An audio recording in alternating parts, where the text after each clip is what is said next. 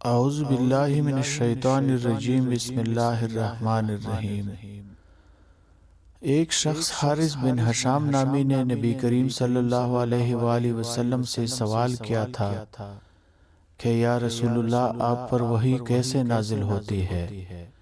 آپ صلی اللہ علیہ وآلہ وسلم نے فرمایا کہ وحی نازل ہوتے وقت کبھی مجھ کو گھنٹی کی سی آواز محسوس ہوتی ہے اور وحی کی یہ کیفیت مجھ پر بہت شاق گزرتی ہے۔ جب یہ کیفیت ختم ہوتی ہے تو میرے دل و دماغ پر اس فرشتے کے ذریعہ نازل شدہ وحی محفوظ ہو جاتی ہے، اور کسی وقت ایسا ہوتا ہے کہ فرشتہ بشکل انسان میرے پاس آتا ہے اور مجھ سے کلام کرتا ہے، پس میں اس کا کہا ہوا یاد رکھ لیتا ہوں۔ عائشہ رضی اللہ عنہا کا بیان ہے کہ میں نے سخت کڑاکے کی سردی میں نبی کریم صلی اللہ علیہ وآلہ وسلم کو دیکھا ہے کہ آپ صلی اللہ علیہ وآلہ وسلم پر وحی نازل ہوئی، اور جب اس کا سلسلہ موقوف ہوا تو آپ صلی اللہ علیہ وآلہ وسلم کی پیشانی پسینے سے شرابور تھی۔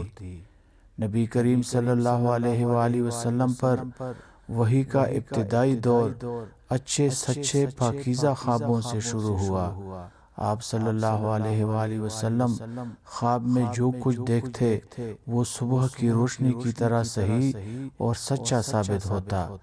پھر من جانب قدرت آپ صلی اللہ علیہ وآلہ وسلم تنہائی پسند ہو گئے، اور آپ صلی اللہ علیہ وآلہ وسلم نے غار حرا میں خلوت نشینی اختیار فرمائی، اور کئی دن اور رات وہاں مسلسل عبادت اور یاد الہی و ذکر و فکر میں مشغول رہتے۔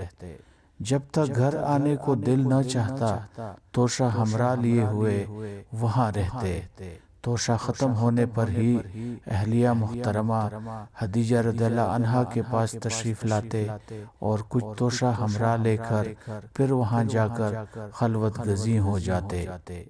یہی طریقہ جاری رہا یہاں تک کہ آپ صلی اللہ علیہ وآلہ وسلم پر حق منکشف ہو گیا، اور آپ صلی اللہ علیہ وآلہ وسلم غار حرا ہی میں قیام پذیر تھے کہ اچانک جبرائیل علیہ السلام آپ صلی اللہ علیہ وآلہ وسلم کے پاس حاضر ہوئے اور کہنے لگے کہ اے محمد پڑھو۔ آپ صلی اللہ علیہ وآلہ وسلم فرماتے ہیں کہ میں نے کہا کہ میں پڑھنا نہیں جانتا۔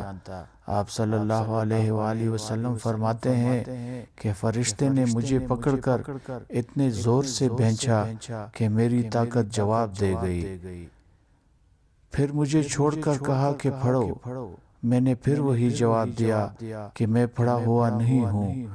اس فرشتے نے مجھ کو نہایت ہی زور سے بھینچا کہ مجھ کو سخت تکلیف محسوس ہوئی۔ پھر اس نے کہا کہ پڑھ۔ میں نے کہا کہ میں پڑھا ہوا نہیں ہوں۔ فرشتے نے تیسری بار مجھ کو پکڑا اور تیسری مرتبہ پھر مجھ کو بھینچا، پھر مجھے چھوڑ دیا اور کہنے لگا کہ پڑھو اپنے رب کے نام کی مدد سے جس نے پیدا کیا اور انسان کو خون کی پٹکی سے بنایا، پڑھو اور آپ کا رب بہت ہی مہربانیاں کرنے والا ہے۔ بس یہی آیتیں آپ صلی اللہ علیہ وآلہ وسلم جبرائیل علیہ السلام سے سن کر اس حال میں غار حرا سے واپس ہوئے کہ آپ صلی اللہ علیہ وآلہ وسلم کا دل اس انوکھے واقعہ سے کانپ رہا تھا۔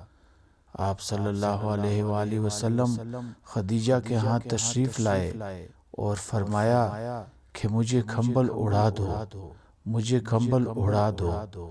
لوگوں نے آپ صلی اللہ علیہ وآلہ وسلم کو کمبل اڑا دیا۔ جب آپ صلی اللہ علیہ وآلہ وسلم کا ڈر جاتا رہا تو آپ صلی اللہ علیہ وآلہ وسلم نے اپنی زوجہ محترمہ خدیجہ رضی اللہ عنہا کو تفصیل کے ساتھ یہ واقعہ سنایا اور فرمانے لگے کہ مجھ کو اب اپنی جان کا خوف ہو گیا ہے۔ آپ صلی اللہ علیہ وآلہ وسلم کی اہلیہ محترمہ خدیجہ رضی اللہ عنہا نے آپ صلی اللہ علیہ وآلہ وسلم کی ڈھارس بندھائی اور کہا کہ آپ کا خیال صحیح نہیں ہے۔ اللہ کی قسم آپ کو اللہ کبھی رسوا نہیں کرے گا۔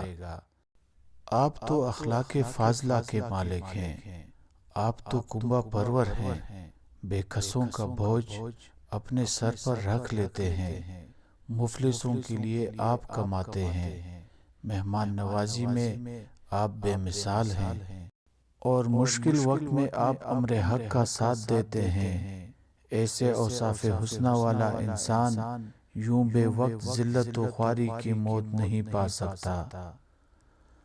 پھر مزید تسلی کے لیے خدیجہ رضی اللہ عنہا آپ صلی اللہ علیہ وآلہ وسلم کو ورقہ بن نوفل کے پاس لے گئیں، جو ان کے چچا زاد بھائی تھے اور زمانہ جاہلیت میں نصرانی مذہب اختیار کر چکے تھے اور عبرانی زبان کے کاتب تھے، چنانچہ انجیل کو بھی حسب منشائے خداوندی عبرانی زبان میں لکھا کرتے تھے۔ انجیل سریانی زبان میں نازل ہوئی تھی، پھر اس کا ترجمہ عبرانی زبان میں ہوا۔ ورقہ اسی کو لکھتے تھے۔ وہ بہت بوڑھے ہو گئے تھے، یہاں تک کہ ان کی بینائی بھی رخصت ہو چکی تھی۔ خدیجہ رضی اللہ عنہا نے ان کے سامنے آپ صلی اللہ علیہ وآلہ وسلم کے حالات بیان کیے اور کہا کہ اے چچا زاد بھائی، اپنے بھتیجے محمد صلی اللہ علیہ وآلہ وسلم کی زبانی ذرا ان کی کیفیت سن لیجئے۔ وہ بولے کہ بھتیجے، آپ نے جو کچھ دیکھا ہے اس کی تفصیل سناؤ۔ چنانچہ آپ صلی اللہ علیہ وآلہ وسلم نے از اول تا آخر پورا واقعہ سنایا، جسے سن کر ورقہ بے اختیار ہو کر بول اٹھے کہ یہ تو وہی ناموس معزز رازدان فرشتہ ہے جسے اللہ نے موسیٰ علیہ السلام پر وحی دے کر بھیجا تھا۔ کاش میں آپ کے اس عہد نبوت کے شروع ہونے پر جوان عمر ہوتا، کاش میں اس وقت تک زندہ رہتا جبکہ آپ کی قوم آپ کو اس شہر سے نکال دے گی۔ رسول اللہ صلی اللہ علیہ وآلہ وسلم نے یہ سن کر تعجب سے پوچھا کہ کیا وہ لوگ مجھ کو نکال دیں گے؟ حالانکہ میں تو ان میں صادق و امین و مقبول ہوں۔ ورقہ بولا، ہاں یہ سب کچھ سچ ہے، مگر جو شخص بھی آپ کی طرح امر حق لے کر آیا، لوگ اس کے دشمن ہی ہو گئے ہیں۔